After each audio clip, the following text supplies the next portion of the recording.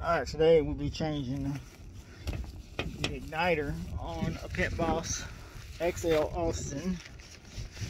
So, ordered them right here out of the mail. And simple to put on, I'm going to show you.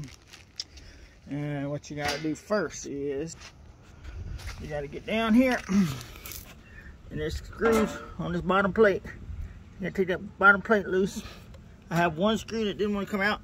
I left it just so I can get to it, and then you gotta get under there, and then up here you got to take your grate off and everything. You get to this little box here. Now, a lot of times it's supposed to be a Phillips screwdriver.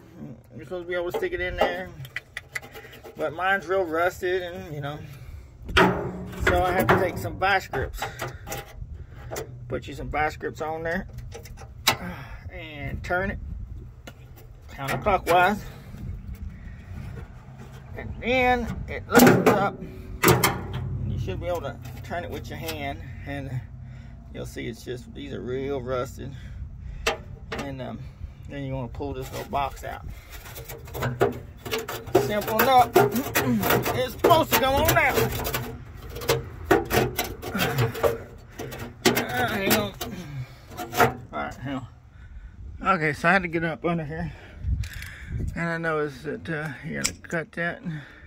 Don't cut your wires though. And snip that one.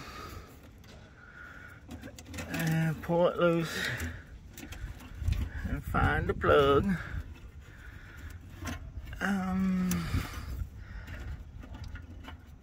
It's this one right here. Purple and white. Purple and white. And then to unplug this. Okay, so it's simple. You just gotta press in on it, right here, and then pull it apart. Once you get that apart, then you gotta take your wire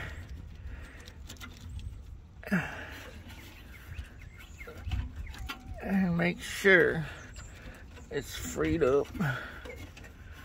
Hang on. Alright, now let that hang there for a second.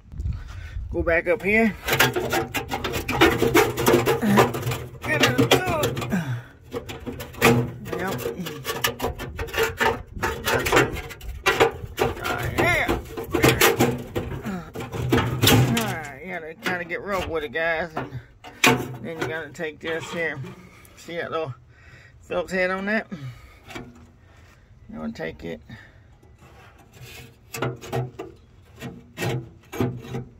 and turn it. Okay, alright, once you turn that a little bit, don't take it all the way out, just loosen it, no, that'll slide out. Now, you get back down here, you find your wires, you pull it on through until you pull it out. Like this.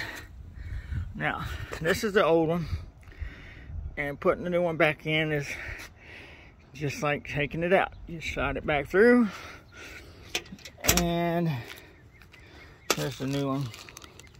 Pretty cool, huh? Now, once you put it back in that hole up here, just feed it on back in. Keep pressing, pushing, pushing, and pushing, and pushing. Alright. Be sure to put this back on. It goes up there in that hole, like this, just to keep it from cutting the wire. I don't know if y'all can see that, but it just kind of pops right back into that little hole. Protects the wire. Now we get back up here, reach in here. Pull it just like that. What you want to do is you want to put it right back in here, slide it back through, tighten up this bolt. Fixing to show y'all. I only got one hand, so bear with me. All right, as you can see, we got it back in there. Screw it down. It's a little tricky to get it back in. There we go. And then We put our 4 bolts back in here. Those screws, they're not bolts, they're just kind of like screws. They're like bolts, but they're screws. And you just tighten her back down. And then you'll come back down here. And you simply just pull that and plug her back in on the purple and white wire. These purple and white. It plugs right back in and you're good to go. And just like that. And you don't have to tie that up. I just leave mine hanging there. If you want to, you can use a zip tie and just re-zip that. I probably would, if I was you, to put a zip tie right on there to keep that from getting in this fan here. Yep, and then just put it all back together and you're done. Well, I hope you enjoyed that video. Simple enough. You get this heat element right here, Amazon. Pretty cheap, easy fix. So, I'll see you later.